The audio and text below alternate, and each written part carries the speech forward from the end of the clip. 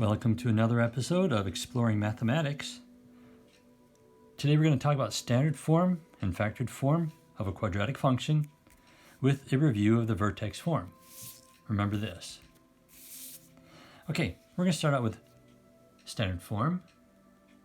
You need to be taking notes on this. Standard form looks like this. I'll read it to you. F of x equals ax squared plus bx plus c. It can also be written as y equals. When something like this is graphed, it makes the shape called a parabola. This is the parent graph, the most basic quadratic you can have, which is y equals x squared. That's the shape. I'm comparing everything we do to this. Okay, so in standard form, I need to have three numbers.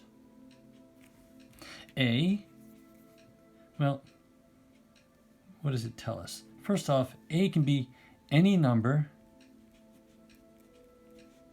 but 0. A cannot be 0. B can be any number. It can be 0. C also. If you notice here, I only have the a, which is 1x squared. My a is 1. Okay. When I look at this formula, I can see three things if it's written in this formula. First off, a tells me if it's a positive number, then it's facing up, like this. If it's negative, then I know it's facing down.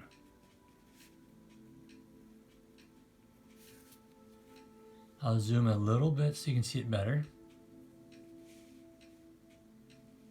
So if this a number is a positive number, it faces up. If a is a negative number, it faces down.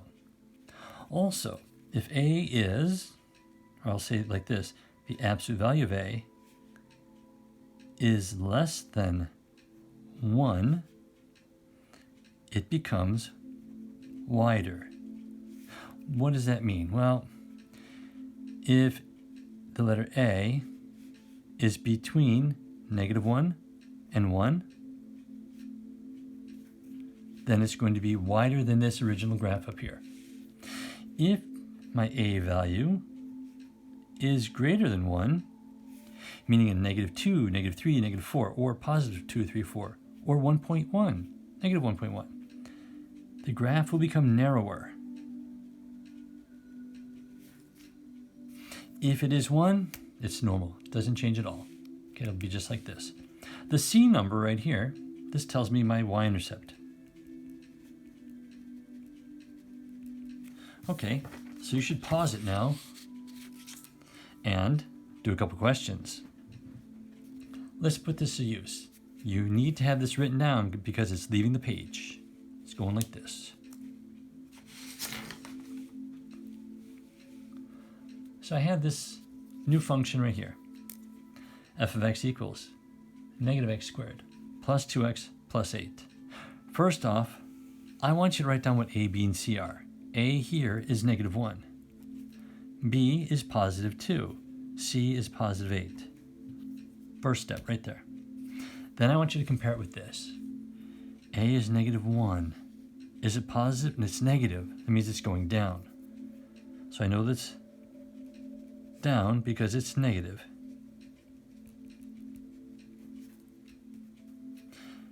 Also, is the absolute value of a greater than 1 or less than 1? No, it's equal to 1, so it's going to be same size. It's going to be just like this one, just facing down instead of up. All right, the last thing, C. This says my C is a y-intercept.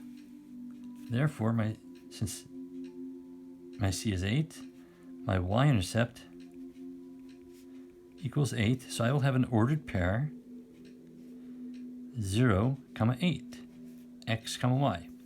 That is guaranteed to be on my graph. Now, if I look over here, here's my 0, 8. And I see it's facing down. And I see it's the same size as this one, just in the other direction. Let's try it again. You may want to hit pause and do another one. Here's this one.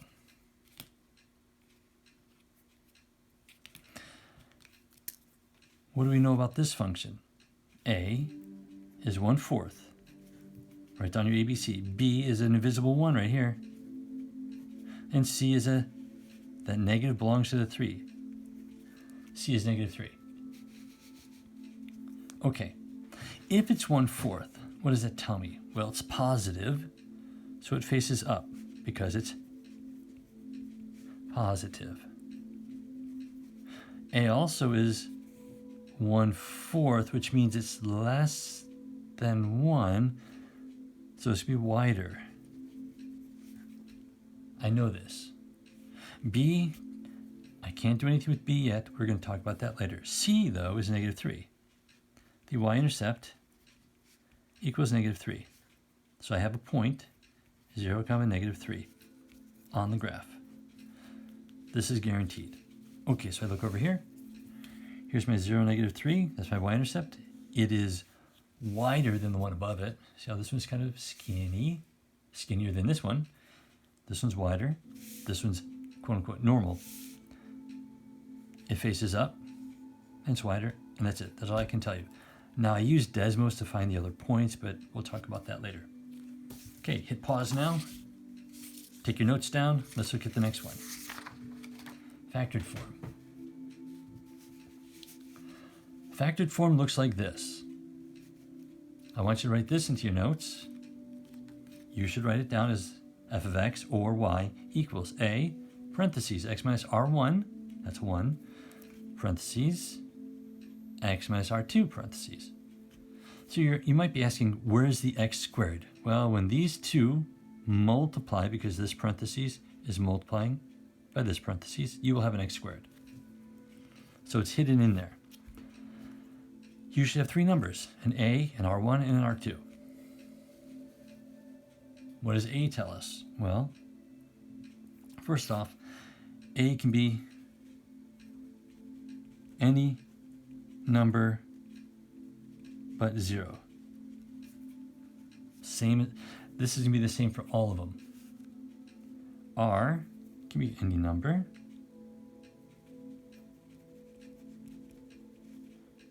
and any number for R2.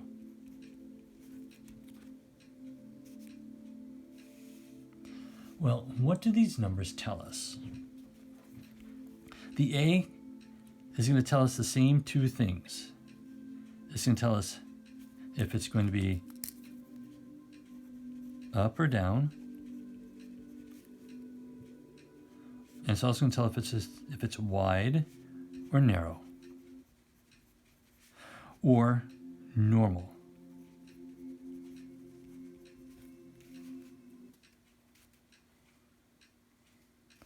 Now the 2 R numbers right here in the parentheses, what are they going to tell us?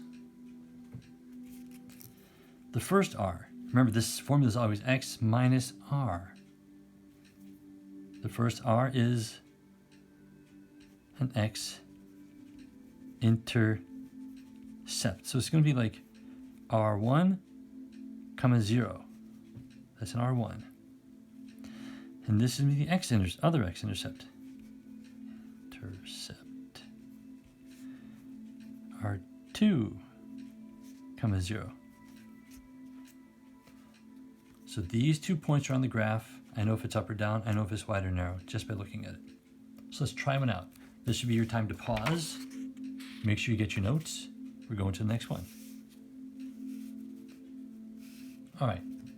This one says f of x equals -0.2, parentheses x minus 7, parentheses x plus 1. What's my a? My a is -0.2. My first r is 7. My second r is -1. Why did I do that? I mean, okay, here's why. The formula says x minus 7. The formula says x minus. So this is x minus a 7. To do this one, I've got x minus a negative 1 to make it a plus.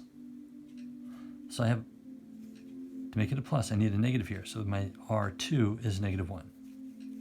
So what does this tell me? It's negative, so it's facing down. It's less than 1, or it's between negative 1 and positive 1, so it's going to be wide, or wider. If my R1 is 7, that means I have one x-intercept at 7, 0.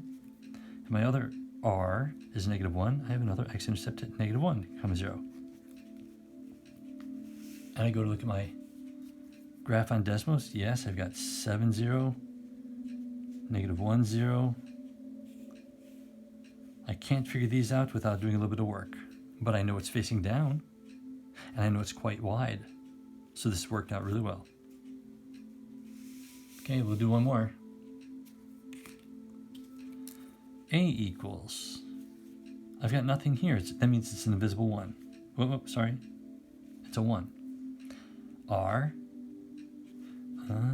x minus negative 8. So this is negative 8. This is x minus negative 1. It's a negative 1. So what does my A tell me? It's facing up, since it's positive, and it's normal. Normal sized. My R1 is negative 8, so I have an x-intercept at negative 8, 0. And I have another x-intercept at negative 1, 0. So if I go graph it, here's my y-axis, go back 1, there's negative 1, negative 8. Those are my two x-intercepts. So I got a question for you. And you're going to have to answer this on the Ed puzzle. Does every parabola have an x-intercept? Can they all be put into factored form? Pause it right there. Think about it. Okay, next form. Last one. This is quick review. Vertex form. We did this the other day. Here's a number. Here's a number. And here's a number.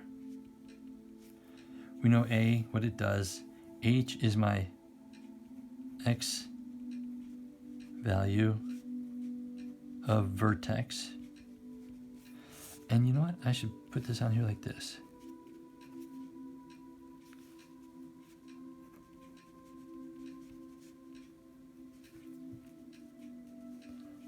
So when we're talking about a vertex, we're talking about the highest or lowest point on a parabola.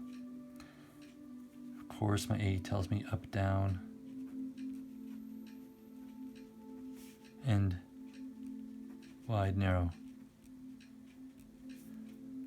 My K tells me the Y value of the vertex. So really, this point is H, K, wherever it is on my graph. So quick review, going right here. -2. My A is -2. My H is, I see the formula said x minus H, so it's x minus 4 plus K. A tells me it's down. And because it's a 2, it's going to be narrow. H is in K. Well, they're going to tell me this. 4, 8. So on my parabola, right here, there's my vertex, 4, 8. I know it's facing down and it's narrow. Totally looks like it. All right, last piece of information for here. My A value is 1/3. My H value is x minus -2, so I got a -2. K is -12. So my A tells me it's up and wide. My h and k tell me that the vertex is at -2, -12. H, k. And right there, my vertex, -2, -12. It's facing up, and it's wider than this one. This one's narrower than normal. This one's wider than normal because it's less than 1. And that's it. Have a good one.